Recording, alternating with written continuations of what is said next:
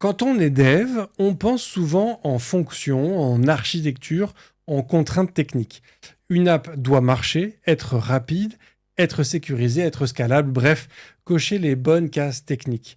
Et pourtant, une application n'existe que pour résoudre un problème, et ce problème n'est pas dans votre code, mais dans la vie de quelqu'un d'autre. Mais alors, comment concevoir une app qui soit vraiment utile? Le user est-il si différent que nous? Et surtout, peut-on créer de la valeur sans jamais se poser la question de pour qui on code réellement? Pour répondre à ces questions centrées, je ne reçois pas Steve Jobs, mais il s'y connaît en expérience. Raoul, bonjour. Bonjour Bruno. Cosa Vostra.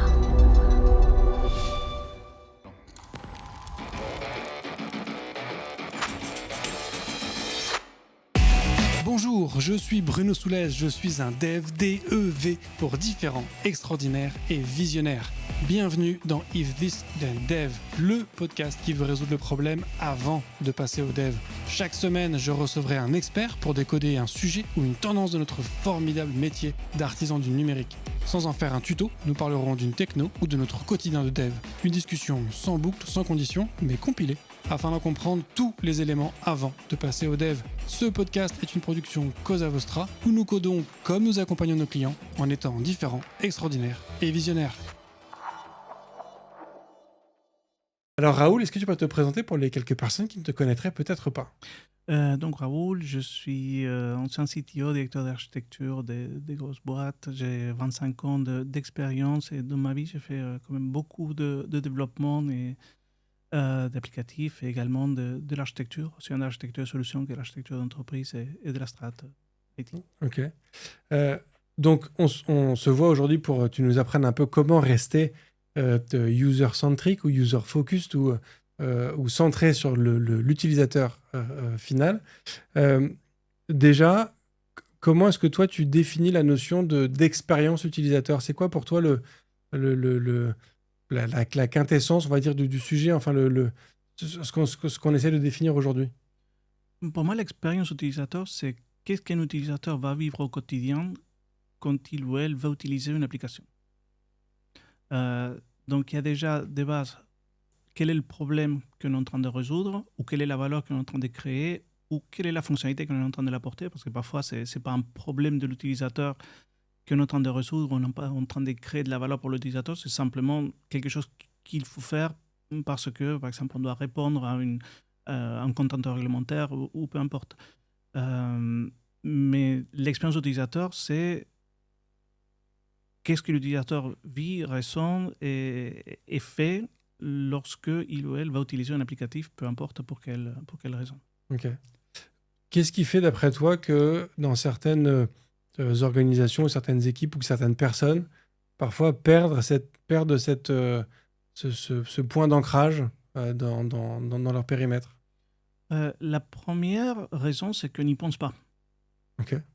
En fait, on ne se pose pas la question d'un point de vue projet, d'un point de vue programme, de quelle sera l'expérience de l'utilisateur avec ce système que nous sommes en train de développer. La deuxième, c'est que parfois on y pense, mais on n'a pas le budget, on n'a pas le temps, ou le budget pour ces parties-là n'est pas consacré. Et la troisième raison, c'est que souvent les équipes en place, que ce soit les équipes de développement, les équipes d'architectes ou les programmes managers ou peu importe, pensent avoir la connaissance et la compétence sans réellement l'avoir. Parfois, on fait l'amalgame entre, par exemple, un web designer et un expert UX. Ce n'est pas parce qu'on sait faire quelque chose de visuellement agréable qu'on va le faire efficace. Oui, c'est pas parce qu'on sait faire un joli bouton que le bouton sera forcément cliqué. Exactement. Je me souviens une expérience là-dessus très concrète. On recevait dans les locaux de la boîte où je travaillais à ce moment-là le DSI et son codir d'une grosse société industrielle pour faire le tour des locaux, les présenter les différentes équipes, la Digital Factory, donc tout ce qui allait bien. Et donc la Digital Factory avait pris l'initiative de prendre un petit morceau d'un applicatif qui est critique pour leurs opérations et de le refondre. Et donc, leur présenter ça donc à ce DSI et ce codir Pour illustrer un petit peu les capacités et l'approche. Donc, il y a la démo qui s'opère. Donc, le DSIC, vraiment, votre appli est magnifique. Elle est superbe. Ah oui, oui, oui. Mes 10 managers qui font un rapport par semaine vont être super contents. Alors, les gens qui le regardent. Par contre, mes milliers d'utilisateurs qui utilisent ça au quotidien, ça va leur faire perdre un temps monstrueux. Parce que quand on est dans une plante industrielle avec un bureau qui est très resserré, qu'on n'a pas la place pour opérer une souris et qu'ils sont habitués à tout faire au clavier, ils font clac, clac, clac, clac, clac, et ça y est, leur opération est finie. Là, ça prend 10 fois plus de temps, c'est 10 fois plus inconfortable et il n'y a personne qui va utiliser ça. Et donc là, forcément, grand moment est vide. Et ça rejoint ce que tu viens de dire. On avait fait une application qui était vraiment très jolie, qui pour quelqu'un qui n'a pas l'habitude de faire les opérations quotidiennes était facile à prendre en main et qui leur permettait d'effectuer certaines tâches en comprenant ce qu'ils faisaient, mais pour le gros de l'utilisateur, ça ne leur résolvait pas un problème, ça ne résolvait pas un problème, ça rajoutait une complexité supplémentaire et une friction supplémentaire.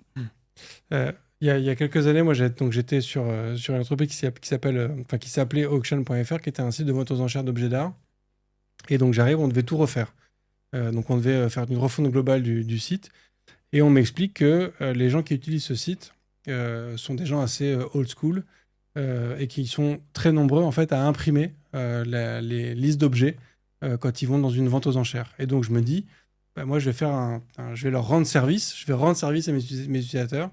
Et donc j'ai passé un temps quand même assez conséquent à créer toute une feuille CSS pour que quand tu imprimes la page d'un objet, ça s'imprime proprement sur une feuille A4 et que ce soit joli et confortable à utiliser. Donc j'étais quand même hyper fier de moi. On pousse le truc en prod, mais vraiment quelques heures après, je crois le lendemain de cette mise en prod, on débarque dans mon bureau et on me dit « Bruno, on a un problème, on ne peut plus imprimer ». Alors je comprends pas, j'ouvre la page, je fais mon pumper et la page s'imprime et on me dit « Mais comment t'as fait ?» Je dis « J'ai appuyé sur pumper ». Et en fait, c'est que les trucs que j'avais pas pensé, c'est que certes, j'avais fait une impression qui était jolie, mais j'avais retiré le bouton « Imprimer » sur la page en me disant « Les gens, ils savent faire fichier imprimé ou CTRL-P ou pumper ». Mais en fait, non, comme les gens sont effectivement des gens old school, ils ont besoin de voir le bouton imprimer pour savoir imprimer. Donc, comme ils ne voyaient plus le bouton, pour eux, c'était plus possible d'imprimer. Et donc, j'avais fait beaucoup de travail en me disant, je vais répondre au problème. Et puis, en fait, j'en ai créé un nouveau. Ça justement, c'est quelque chose de très intéressant et qu'on a tendance à faire, moi le premier. C'est qu'en tant que développeur, on connaît notre application. Donc, on sait comment elle fonctionne, on sait comment l'opère, on connaît les raccourcis qu'on a mis, on sait comment nous, on a cherché à se simplifier la vie et à être le plus efficace possible. Sauf qu'un utilisateur lambda n'a pas cette connaissance de l'application. Donc, un utilisateur lambda n'aura pas forcément le réflexe de faire pumper ou CTRL-P pour imprimer une page, ou même il peut faire un peu d'overthinking là-dessus et dire non, mais le CTRL-P, ça c'est du système, alors que là, j'ai dans une page web, si jamais je le clique, je fais pumper, ça risque d'imprimer n'importe quoi. Donc, on réfléchit à notre expérience en tant qu'utilisateur qui connaît l'application et on ne réfléchit pas au point de vue de quelqu'un qui n'est pas dans notre tête. Comme je disais tout à l'heure, c'est très facile d'être d'accord avec soi-même. Donc là-dessus, une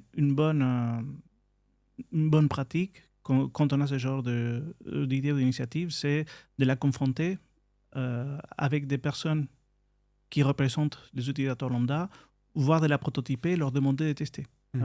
Si je reviens un peu au monde du jeu vidéo, il y a toute une branche dans le développement et dans l'édition des jeux vidéo qui s'appelle les user tests ou les play tests ou les game tests, dans lesquels on demande à des joueurs qui ont été choisis, qui représentent différentes populations de joueurs, ça peut être des hardcore gamers, des joueurs lambda, des joueurs occasionnels, des différents groupes d'âge, etc., de prendre le jeu et de jouer. On va les filmer pour voir leurs réactions, pour voir où est-ce qu'ils ont des frustrations. Est-ce que ça permet aussi d'équilibrer le jeu, ou est-ce qu'elle est trop facile, pas assez facile? Est-ce qu'ils arrivent à comprendre le mécanisme pour progresser? Donc volontairement, on va tester ce qu'on a développé pour voir comment différents types de populations vont réagir face à cette implémentation. Donc même quand on est sur quelque chose de beaucoup plus basique, comme implémenter une fonction d'impression sur un site web, on peut prendre un petit peu de temps pour confronter cette idée avec des utilisateurs qui ne sont pas dans notre tête et qui forcément vont poser des questions sur les problématiques que nous, on ne voit pas parce qu'on a fait un raccourci. Ça fait partie des biais cognitifs. Ouais. En fait, notre cerveau est très très fort pour faire des raccourcis. Tu disais tout à l'heure que une des raisons pour lesquelles parfois on s'éloigne de ces sujets-là, c'est que les organisations ou les budgets sont pas forcément alignés avec ces trucs-là, ou qu'on on n'y pense pas, on l'oublie. Malgré tout, on voit qu'il y a quand même beaucoup d'équipes dans lesquelles on a une ou plusieurs personnes qui sont là pour faire de l'UX, donc de la user experience, qui pourtant sont là pour justement porter ce message-là. Est-ce que pour toi, même quand on a une personne UX, ça suffit pas, ou est-ce qu'il y a un ratio nécessaire à avoir entre UX et dev? Comment est-ce que tu vois la présence de ces équipes? Alors, pour tout te dire, en 25 ans de carrière, j'ai fait un seul projet dans lequel il y avait une équipe UX dédiée. Ok. Dans tous les autres projets, ça n'avait pas été pris en compte, ça n'existait pas, ou ça avait été demandé, mais il n'y avait pas le budget, ou peu importe. Donc, de mon expérience, la seule fois où il y avait une équipe UX, de ce côté-là, le projet avait été une réussite. Ok. Dans les autres cas, c'était plus ou moins aléatoire, fonction de la complexité de l'application, d'à quel point on reproduisait des choses déjà existantes et qu'on rentrait dans les habitudes des utilisateurs. Mais voilà, je ne pourrais pas te dire des choses plus représentatives que ça. J'entends. Quand on a... mais j'imagine que tu as quand même connu peut-être plus de projets où tu avais un PO ou un PM qui était là quelque part sur le projet. Eux aussi, normalement, ils portent cette vision produit, cette vision un petit peu utilisateur. Dans mon expérience, les PO ou PM, quand j'étais vraiment dans des organisations agiles avec une vraie approche produit, alors ce n'était pas nécessairement des produits portés vers l'extérieur. Donc typiquement, la notion de friction ou d'adoption d'une application n'était pas nécessairement prise en compte, n'était pas importante, parce que de toute façon, les utilisateurs doivent l'utiliser, ils n'ont pas le choix. Mais les PM étaient beaucoup plus portés sur le métier que sur l'usabilité de l'application. Donc, à moins qu'il y ait des gros problèmes, ces problématiques-là n'étaient pas vraiment traitées ni soulevées.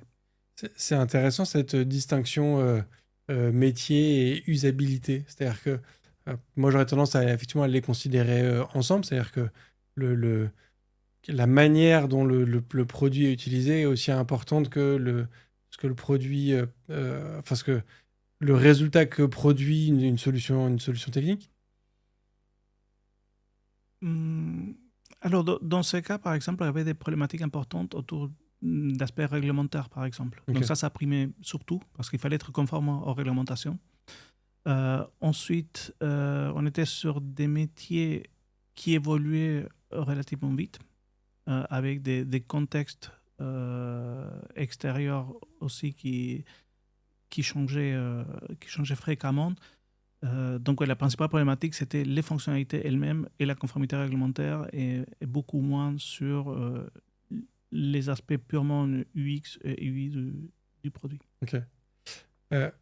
Du coup, quand on est dans une équipe où effectivement il n'y a pas de gens côté UX ou des gens côté produit qui s'intéressent plus côté métier qu'au côté usabilité, comment est-ce qu'on peut faire en tant que développeur ou développeuse pour justement porter entre guillemets, cette parole de l'usabilité, de l'utilisateur, pour pouvoir prendre en compte ces sujets-là au moment de la conception?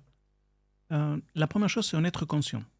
La deuxième chose, c'est être conscient que nous avons tous des limitations, que nous avons un domaine d'expertise et des domaines sur lesquels nous n'avons pas d'expertise, et du coup, l'accepter et utiliser ça pour se poser les bonnes questions.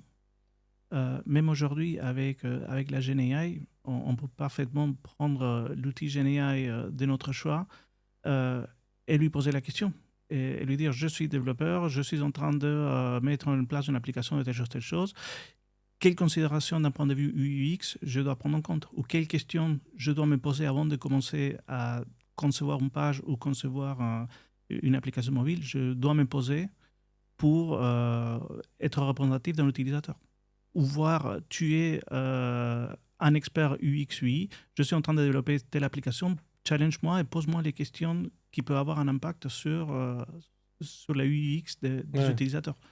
Donc aujourd'hui, c'est facile, même sans avoir l'expertise et l'expérience. Comme je disais tout à l'heure, il n'y a pas d'algorithme de compression pour l'expérience. Donc, le savoir-faire d'un expert UX qui fait ce métier depuis un certain temps, qui n'a vu des vertes et des pas mûres, et donc cette expérience elle sera irremplaçable. Mais quand même, on peut, si on ne l'a pas, parce que c'est une contrainte, ce n'est pas un choix, et on a quand même le droit de se poser les questions et d'utiliser tous les outils dont nous disposons aujourd'hui pour aussi sortir un petit peu de notre zone de confort et pour regarder les choses d'un prisme différent. Ouais. Mais l'usage d'un chat GPT ou autre IA générative pour se donner des idées, il y a quand même un... Alors, je ne vais pas dire un risque, le mot est peut-être un petit peu fort, mais les suggestions ou les améliorations, les axes d'attention proposés par un outil comme ChatGPT vont être quand même très génériques et pas forcément adaptés à un contexte un peu spécifique. Tu vois, tu évoquais un cas où il y a beaucoup de sujets de réglementation, ce genre de choses. Ne sera pas forcément adapté à n'importe quel... tu vois, il peut y avoir des contextes un peu spécifiques. Il faut que les conseils proposés par ChatGPT sont trop génériques, sont trop vagues, trop flous. Oui, jusqu'à un certain point. Après, en faisant correctement du prompt engineering, on peut arriver à avoir des résultats beaucoup plus spécifiques et beaucoup plus pertinents que simplement avec une question bateau.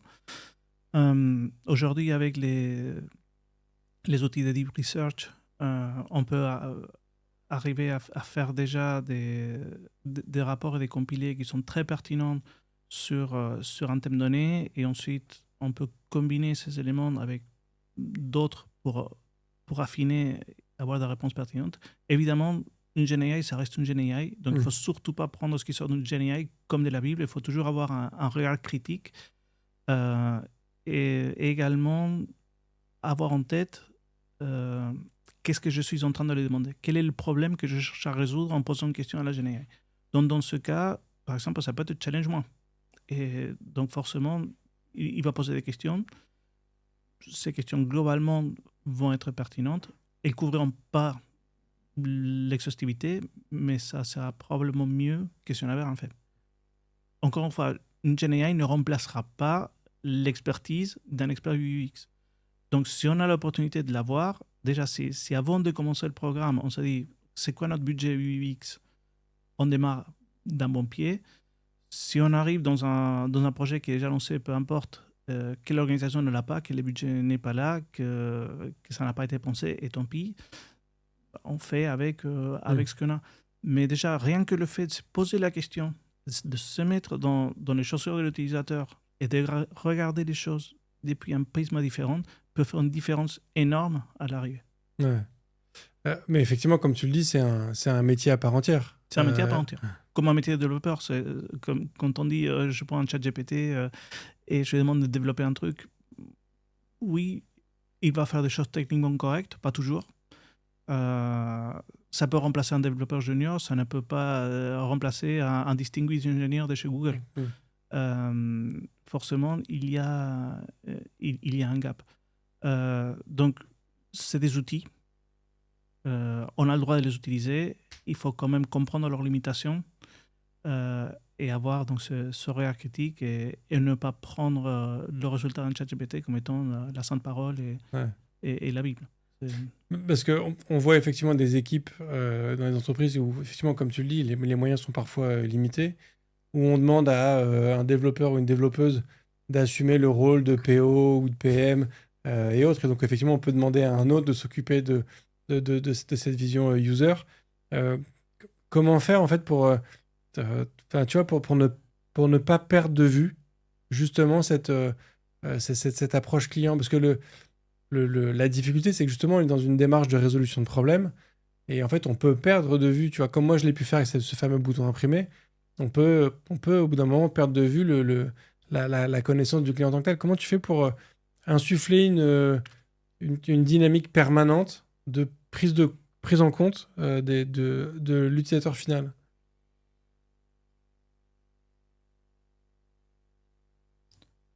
Euh, alors, j'avoue que c'est tellement automatique et engravé dans ma tête que j'ai un peu de mal à le rationaliser. Euh, alors, déjà dans le rituel. Euh, donc, quand on fait par exemple un sprint review, se poser la question, quand on fait de l'UAT, prévoir des tests d'usabilité. Donc, ne pas simplement se concentrer sur les tests fonctionnels. Faire de la recherche aussi. Donc, garder son esprit un peu... allez, je veux paraphraser Jean-Claude Van Damme, aware que cette problématique existe. Donc, au même temps, au même titre qu'on va faire de la recherche sur la technologie, qu'on va faire de la lecture sur la technologie, c'est de s'intéresser à ce sujet-là. Donc, c'est une personne, aussi désigner une personne dans l'équipe qui sera, entre guillemets, responsable de porter ces volets. Ça ne veut pas dire que cette personne sera responsable de tout faire. Ça sera un peu le champion de l'UX et de l'UI au sein de l'équipe, et sera lui qui viendra enquiquiner les autres. Oublie pas de penser à l'utilisateur. Donc forcément, on ne fait pas ça tous les jours, tout le temps, parce que quand on développe plutôt des fonctions back-end, ça va être différent. Mais dès qu'on touche à l'interface utilisateur, donc systématiquement, d'avoir quelqu'un dans l'équipe qui va hey, attention, tu y as pensé. Et après, comme j'ai tout à l'heure, je me répète peut-être, mais c'est très facile d'être d'accord avec soi-même. Donc, prévoir des phases de tests d'usabilité de l'application par des personnes qui ne sont pas développeurs, qui ne sont pas au courant de tout ce qu'on fait et qui représentent différentes populations.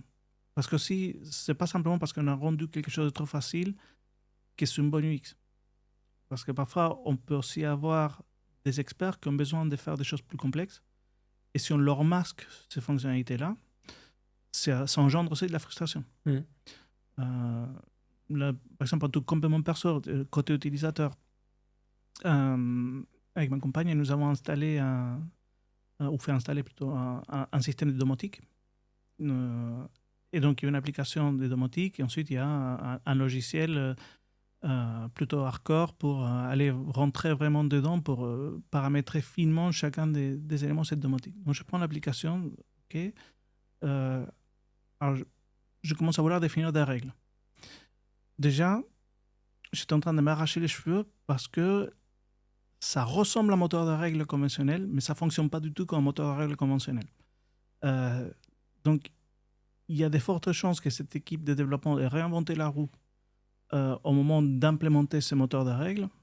Et donc, en termes d'expérience utilisateur, quand on est expert et qu'on connaît un moteur de règles et que la documentation n'est pas hyper exhaustive là-dessus et qu'on veut mettre en place une règle qui fonctionne sur Drools, par exemple, peu importe, et que là, elle ne fonctionne pas, c'est extrêmement frustrant. Ou quand on a envie ou besoin d'accéder à des paramètres un peu plus poussés, comme par exemple quelque chose parfois de très simple. Combien de temps met une lumière à s'éteindre à partir du moment où elle ne détecte plus une présence dans la pièce? Alors, c'est la cruelle manière pour aller paramétrer ça, parce que c'est pas possible de le faire depuis l'application. Donc, il faut rentrer dans le logiciel expert, qui ressemble presque à un AutoCAD, pour ensuite aller identifier l'ID de l'élément qu'on cherche à paramétrer, ensuite rentrer dans 17 menus différents pour finalement trouver le nombre de millisecondes que cet élément-là va prendre pour éteindre la lumière à partir du moment où la personne n'est plus détectée dans la pièce. Mais tu vois, cette complexité, est-ce que c'est pas aussi un moyen de en fait cacher la version hardcore, on va dire, enfin en tout cas pour les utilisateurs experts, parce qu'en fait la population cible, justement, c'est pas les gens experts, c'est plutôt des gens qui ne maîtrisent pas tous ces sujets-là et qui préfèrent avoir au final 3 boutons à appuyer pour que ça fonctionne ou pas, et que en cachant tout ça, ça rend le truc plus compliqué pour des experts, mais ça rend le truc beaucoup plus facile pour des non-experts. Complètement.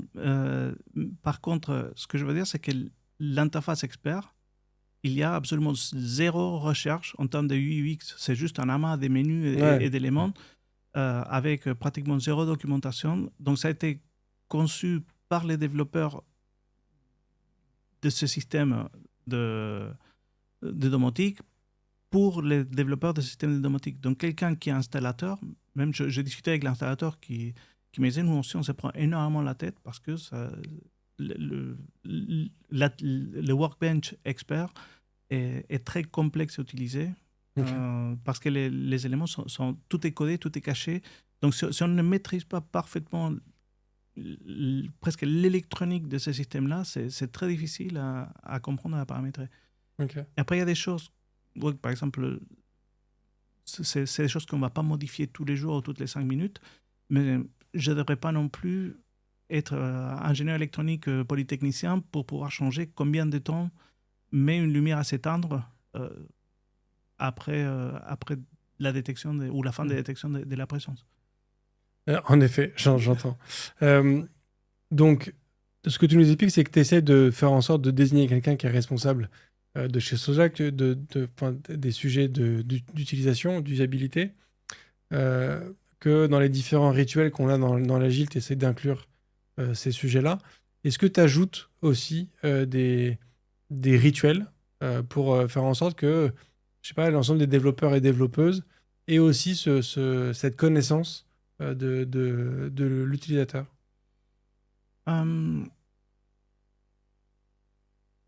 Peut-être pas forcément des rituels, mais plutôt des moments de partage, type Brown Bag Lunch ou autre, dans lesquels on va aborder cette problématique de l'UX, lui. Ok.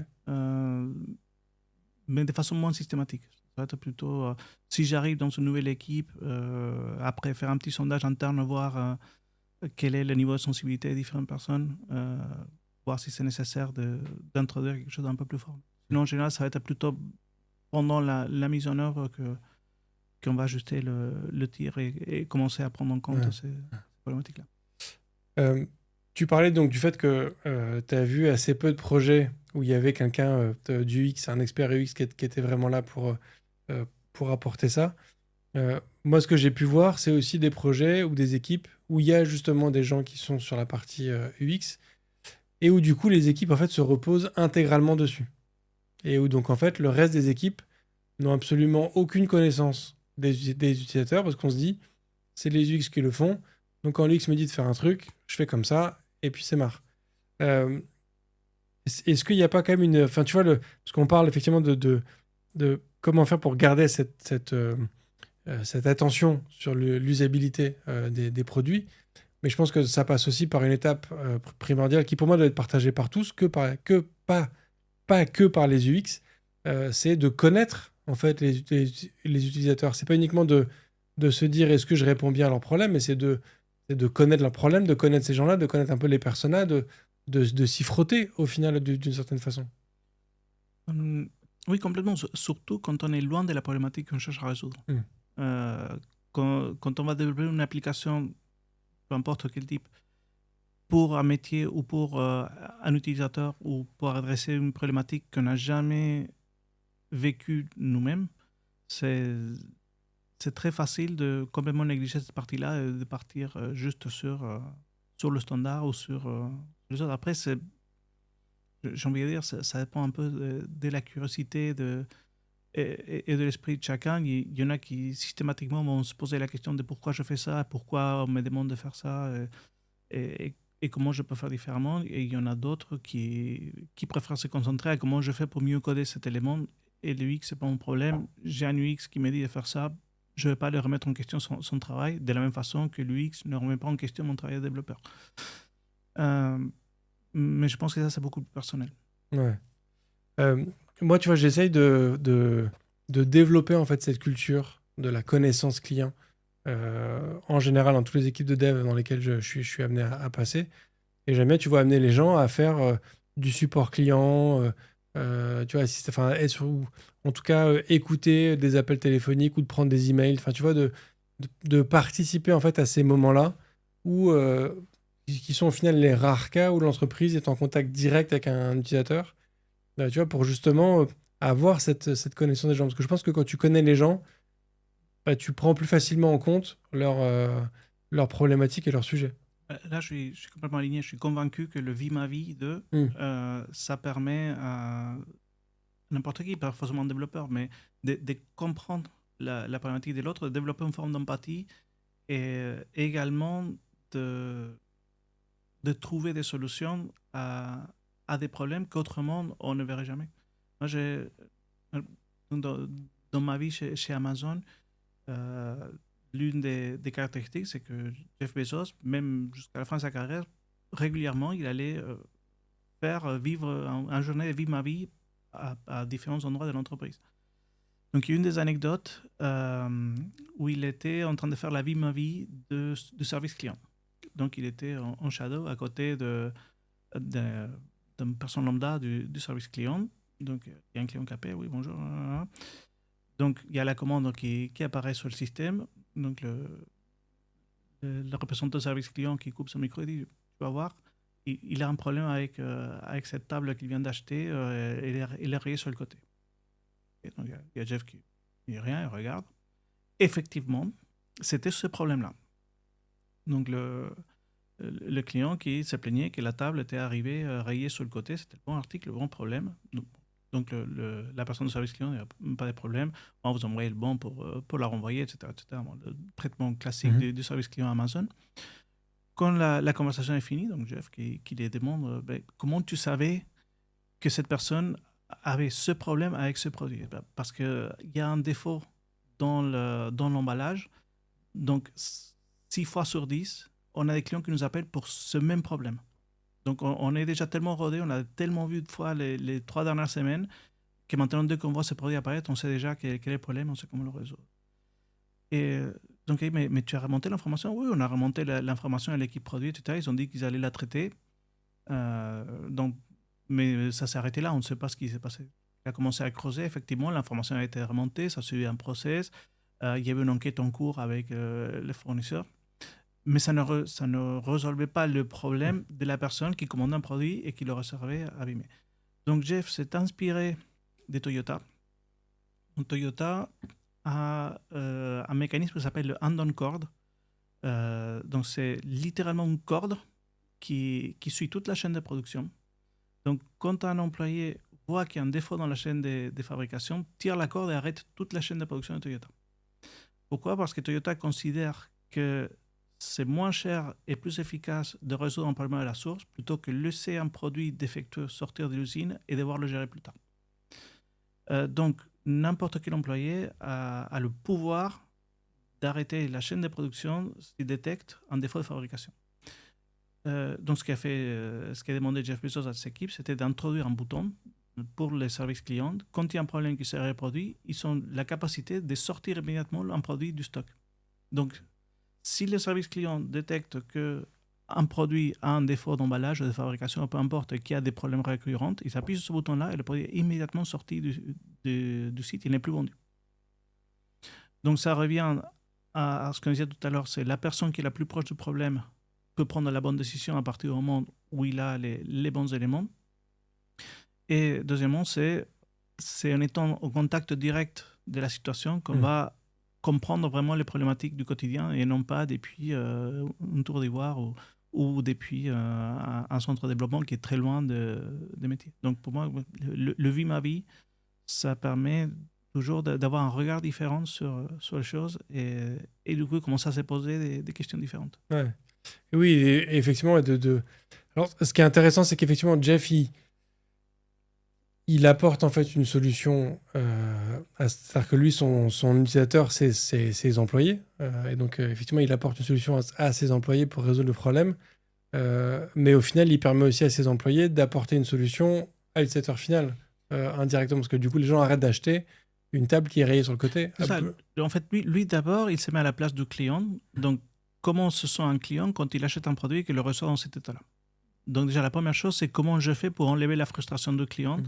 Donc là, sur le long terme, c'est résoudre le problème d'emballage et s'assurer que le produit est reçu dans les bonnes conditions.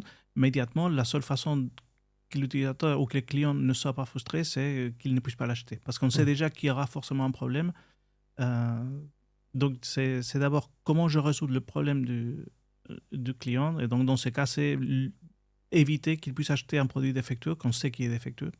Et ensuite, c'est comment je facilite la vie de mon service client. Aussi parce que pour Amazon, d'un point de vue économique, ça tient la route. C'est coûteux de traiter tous ces retours. En fait, le fait d'expédier un produit à un coût, le fait de le retourner et le traiter en entrepôt à un coût, le temps de la personne de service client à un coût, et même si c'est des coûts qui ne peuvent pas être négligeables individuels, à l'échelle d'Amazon, c'est des montants faramineux. Ouais. Donc il y a aussi cet élément économique qui rentre dans l'équation. Alors justement, tu parles d'éléments économiques. Comment faire pour concilier, j'essaie de formuler ma question en même temps, mais concilier, on va dire, la valeur qu'on crée en tant qu'entreprise et l'usabilité. Il y a des possibilités qui peuvent se présenter où en fait, en voulant faciliter la vie de l'utilisateur, tu peux en fait t'éloigner du service d'origine que tu essayais de produire. Je prends un exemple, tu as peut-être déjà vu, parce que ça avait beaucoup buzzé à l'époque. C'était quoi? Comment s'appelait cette boutique de chaussures Zappos? Il y avait un truc de vendeur de chaussures où le gars expliquait qu'il mettait la satisfaction client au centre de tout et qu'en fait, tu pouvais appeler le service client de cette marque-là. Il me semble que c'était Zappos, je suis pas sûr du nom. Et que tu peux leur demander à ce qu'ils te commandent une pizza. Et ils te commandaient une pizza, en fait, parce qu'ils étaient là pour venir au service de l'utilisateur. Quitte à ce que ce soit pas du tout une demande en lien avec le service d'origine du produit. Tu vois ce que je veux dire? Tu peux avoir, en fait, une espèce à être trop user-centric, te décaler, en fait, de la valeur que tu essaies de produire en tant qu'entreprise. Ouais, là, je pense qu'on rentre un peu dans des dérives. Et c'est peut-être une dérive qui a été acceptée pour faire du buzz, ou je ne connais pas le cas précis. Je ne vois pas quelle est la valeur qu'une marque des chaussures crée pour un utilisateur en lui commandant une pizza, ou quel est son problème qu'il résout, alors qu'il y a Uber Eats, par exemple, qui peut faire la même chose et qui est un service dédié et qui sera plus efficace. Là, pour moi, c'est vraiment une dérive et c'est quelque chose de complètement exagéré par rapport à la vraie question qui est comment je m'assure que l'application ou le service que je développe crée effectivement de la valeur pour l'utilisateur. Là, ce n'est plus créer de la valeur, c'est juste de la rigolade, mais ça a peut-être été fait exprès pour créer de base, mais je ne connais pas le cas. Mais tu vois, qu'est-ce qu'on peut prendre si on reprend l'exemple de Uber, dont la finalité en tant qu'entreprise, c'est de permettre à des gens de se rendre d'un point A à un point B. En gros, il y a tout un ensemble de mobilités possibles et imaginables. Je sais pas, admettons que à force de vouloir rendre la vie facile à leurs clients, ils se retrouvent à proposer en fait de quasiment avoir un service bancaire où tu peux payer ton bus, ton ticket RATP avec ton application de Uber Eats. Il y a quand même un moment en fait où tu t'écartes un peu de ton but premier. Déjà, Uber, à la base, sa mission, c'était pas de permettre aux gens de se rendre d'un point A à un point B. C'était de permettre à des personnes de proposer des services à d'autres personnes via une plateforme qui était plus ou moins cadrée, donc avec un minimum de sécurisation dans cet échange-là. La première implémentation de ça, c'était la voiture. C'était la voiture, mais c'est un peu quand on revient à Amazon, on dit Amazon c'est un retailer qui fait de la tech. Non, Amazon c'est pas un retailer qui fait de la tech, c'est une boîte de tech qui fait du retail. Et toute l'évolution et le développement d'Amazon vient du fait que leur mission c'était faire de la tech, le retail c'était un des moyens ou une des applications de la tech. Mais leur ADN et leur mission, c'est la tech. Donc, dans le cas d'Uber, leur mission, ce n'était pas la voiture, c'était permettre à des particuliers d'offrir des services à d'autres particuliers en ayant une plateforme sur laquelle l'échange pouvait se faire de façon plus ou moins cadrée, plus ou moins sécurisée. Et il y a eu énormément d'évolutions, justement, en particulier autour de la sécurisation de ces prestations de services. Ok. Il y avait la voiture, il y avait Uber Eats. Pareil, Uber Eats, c'est des particuliers qui réalisent la livraison. Et donc, c'est des commerces qui proposent des services à des particuliers qu'autrement n'auraient pas accès parce que ces commerces-là n'ont pas la possibilité d'avoir des services de livraison qui leur sont propres. Ok. Donc tu vois pas de cas où, à force de se concentrer sur la facilité ou l'usabilité d'un produit, on peut petit à petit s'écarter de la valeur qu'on essaie de produire en tant qu'entreprise. Si, on peut. Mais je pense que ça arrive quand la vision ou la mission de l'entreprise n'est pas claire. Ok. Ou alors quand on autorise ou s'autorise à faire des choses qui ne sont pas alignées avec cette mission et cette vision. Ce qui ne veut pas dire que le monde évolue, le marché évolue et que ce qui est vrai aujourd'hui ne sera pas vrai demain, ou ce qui est vrai aujourd'hui peut changer demain. Donc on peut s'autoriser ce changement et d'aller vers d'autres choses et d'autres marchés et d'autres modèles économiques, pourquoi pas. Mais c'est à ce moment-là, c'est à cette dérive qu'on constate, est-ce qu'on ne doit pas se poser la question de quelle est notre mission et notre vision? J'entends. Est-ce que du coup, tu fais partie des fans du DDD, le Domain Driven Design? Complètement. J'adore le DDD justement parce que ça nécessite de rentrer dans le fonctionnel, dans le métier, pour se poser les bonnes questions, pour ensuite, à partir de là, tirer l'organisation de l'application. Je trouve que ça a pris quand même beaucoup d'essor avec l'arrivée des microservices. Mhm. Je pense que faire des microservices sans faire du DDD, c'est presque se tirer une balle dans le pied. Après, je ne suis pas un taliban de la méthode, mais ça quand même, le DDD apporte énormément dans ce cadre-là. Parce que justement, quand on fait des microservices, la première question qu'on se pose, c'est quelle est la granularité. Et soit s'ils sont trop gros, on rentre dans l'ISO à la papa et là, on perd énormément d'avantages des microservices. Et s'ils sont trop fins, en fait, c'est plus des microservices, c'est juste un amas des méthodes et des fonctionnalités qui se baladent, mais qui sont incontrôlables et ingouvernables. Donc le DDD apporte une certaine cohérence à ce niveau-là, même s'il existe depuis bien avant qu'on invente le concept de microservices. Ouais. Je suis un grand fan aussi du DDD.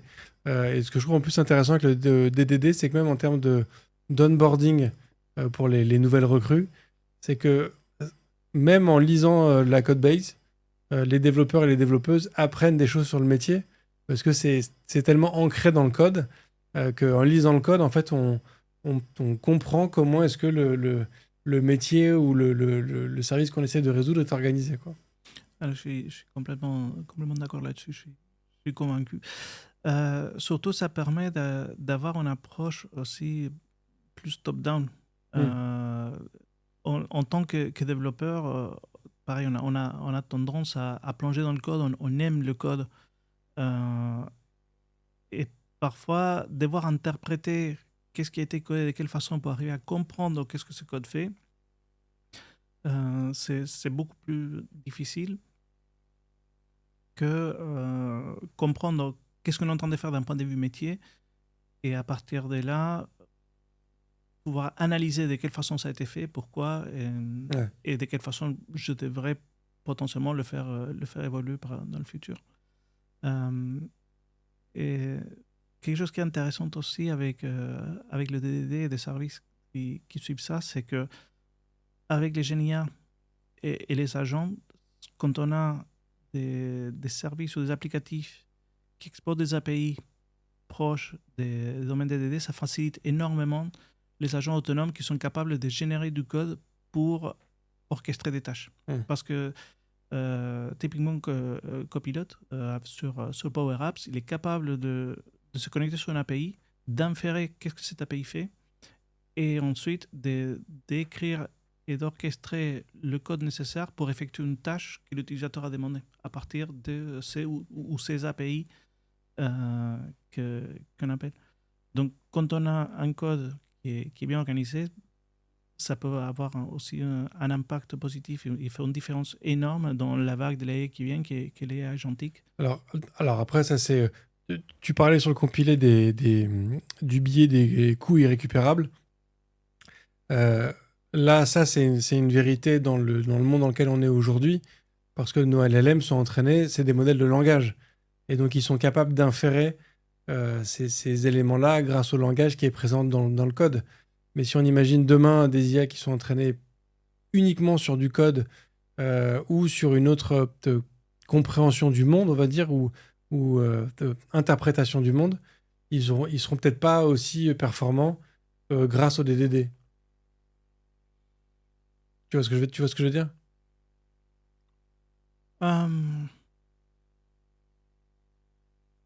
je vois ce que tu veux dire. Je ne sais pas si ça sera un vrai problème, parce qu'à moins d'être dans la recherche de l'hyper-efficacité, je pense qu'on aura tendance plutôt à utiliser des modèles multimodaux qu'aller sur des modèles ultra spécialisés sur un élément spécifique. Et donc, quand on est, je pense en particulier dans le cas des agents, et le fait de pouvoir automatiser des tâches complexes qui nécessitent un semblant de raisonnement à partir d'un prompt, forcément, on a besoin d'avoir des langages, des modèles de langage. Et là, ça va venir apporter. Encore une fois, si on va rentrer dans des modèles ultra spécifiques sur des tâches différentes, là, ça va être plutôt des agents qui sont construits de façon beaucoup plus structurée et qui vont répondre à des besoins très spécifiques. Okay. Mais je n'ai pas la boule de cristal, donc je ne sais pas te dire si c'est un problème qu'on va avoir ou pas. Pour terminer, j'aurais une dernière question. Donc toi qui as connu des projets sans personnes dédiées à l'UX et avec des personnes dédiées à l'UX, est-ce que tu penses que cette notion de... Bon, après, tu me dis être fan du DDD, donc j'ai peut-être déjà un peu la réponse, mais est-ce que tu penses que ces sujets d'usabilité, de focus sur l'utilisateur, est-ce que c'est un sujet qui doit être porté par tout le monde, mais du coup avec une responsabilité un peu diluée? Ou est-ce qu'il vaut mieux avoir des personnes dédiées à ça, quitte à ce que les autres qui ne le sont pas se désengagent de ces sujets-là?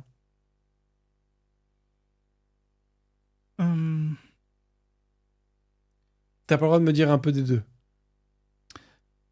Je pense que ce n'est pas parce qu'il y a une personne, une équipe qui est dédiée en fonction que les autres doivent se désintéresser de cela. Donc, je pense aussi que tout le monde est responsable de faire le mieux possible pour l'utilisateur, pour le client, peu importe, pour la personne qui va utiliser ce système. Donc, on n'a pas le droit de dire « l'UX ne me l'a pas dit, alors j'y pense pas ». Je pense qu'on doit même être critique, se poser des questions. Personne n'est parfait, moi le premier. Donc, l'UX, oui, ils ont leur métier, ils ont leur savoir-faire, ils ont leur expérience. Ils ne pensent pas forcément à tout. Donc, si on voit des choses qui nous surprennent, on doit au moins se poser la question ou poser la question pourquoi est-ce que ça a été fait comme ça. Peut-être qu'il y a de très bonnes raisons pour lesquelles c'était fait comme ça et que, du coup, là, on peut comprendre. Mais si on voit quelque chose qui nous choque, entre guillemets, ou qui nous surprend, ne pas poser la question, ne pas se poser la question, juste exécuter bêtement, c'est presque être irresponsable. Ça marche. Top. Merci beaucoup pour cette discussion, Raoul. Merci à toi. J'aurais deux dernières questions pour toi, qui sont les questions rituelles de ce podcast. La première, c'est est-ce qu'il y a un contenu que tu souhaiterais partager avec l'ensemble des auditoristes? Oui. Est-ce que je peux partager deux? Bien sûr. Donc, le premier, c'est le travail qu'a fait Neil Ford de chez ThoughtWorks, qui s'appelle Evolutionary Architectures. Donc, il y a un livre, il y a aussi plusieurs présentations YouTube qui durent 1 heure et quelques, où c'est pratiquement le contenu du livre. J'aime bien le bouquin lui-même. Donc, je trouve que c'est une lecture très intéressante parce que justement, ça part sur tout un tas de questions qu'on peut se poser avant de commencer à coder ou pendant qu'on est en train de coder et qui ne sont pas forcément évidentes. Ce ne sont pas des choses auxquelles on va penser en premier. Qui suivent un peu les mécanismes d'évolution avec la notion de fitness functions et autres. Donc, ça permet d'apporter à n'importe quelle application, n'importe quelle architecture, des éléments d'évolution maîtrisés et non pas chaotiques, même s'il y a des éléments de chaos qui vont venir participer. Le deuxième, c'est quand on parlait des raccourcis qu'on fait, des biais. C'est un livre qui s'appelle Thinking Fast and Slow. Je crois qu'en français, le titre est Système 1, Système 2. Okay.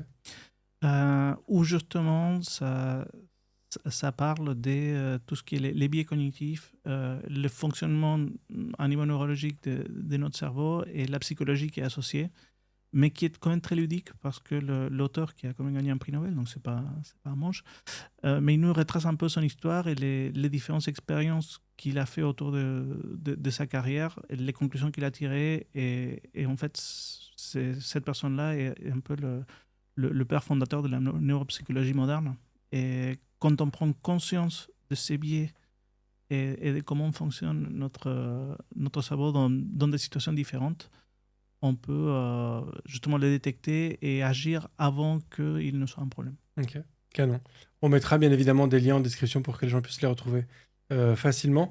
Et dernière question, qui est la question la plus importante de ce podcast, est-ce que tu es plutôt espace ou tabulation ? Tabulation. Très bien. Merci beaucoup, Raoul. T'en prie. Et merci à tous d'avoir suivi cette conversation jusqu'au bout. Voilà, concentrez-vous sur vos utilisateurs. On est là pour apporter de la valeur, pour apporter des solutions. Mais pour ça, encore faut-il connaître le vrai problème qu'ils peuvent avoir. Et donc, il faut s'intéresser à eux, il faut connaître un peu leurs problématiques. Donc, faites tout ce que vous pouvez pour développer cette connaissance-là. Et surtout, aussi, comme toujours, je vous remercie de partager ce podcast autour de vous. Vous avez accès aussi au Tipeee si vous voulez aider ce podcast à se développer. Vous avez tous les liens en description ou sur les différentes plateformes sur lesquelles vous pouvez être. Et puis, n'hésitez pas à mettre un commentaire 5 étoiles. Ça fait aussi remonter dans les applications d'écoute. Je vous remercie beaucoup. Je vous souhaite une très bonne fin de semaine. Je vous dis à la semaine prochaine. Et d'ici là, codez bien. Merci d'avoir écouté cet épisode de If This Then Dev et merci à toute mon équipe de Cosa Vostra à la production de cet épisode. Merci aussi à Alan, Ada, Linus, Bill, Steve et Steve de nous avoir ramenés jusqu'ici. Si ce podcast vous a plu, committez-vous en vous abonnant, déployez-le autour de vous et vous pouvez aussi nous faire une petite code review en nous laissant 5 étoiles sur votre plateforme de podcast préférée. La conversation continue bien sûr avec vous sur Twitter, LinkedIn, Facebook, Instagram, chacun sa techno, @ifthisdendev ou @bibear, BIBEAR. Vous retrouverez aussi tous nos épisodes sur notre site ifttd.io. Et enfin, si vous avez besoin d'une agence pour vous accompagner ou si vous souhaitez rejoindre une équipe tech passionnée et passionnante, écrivez-moi sur bruno@cosavostra.com. Merci à tous.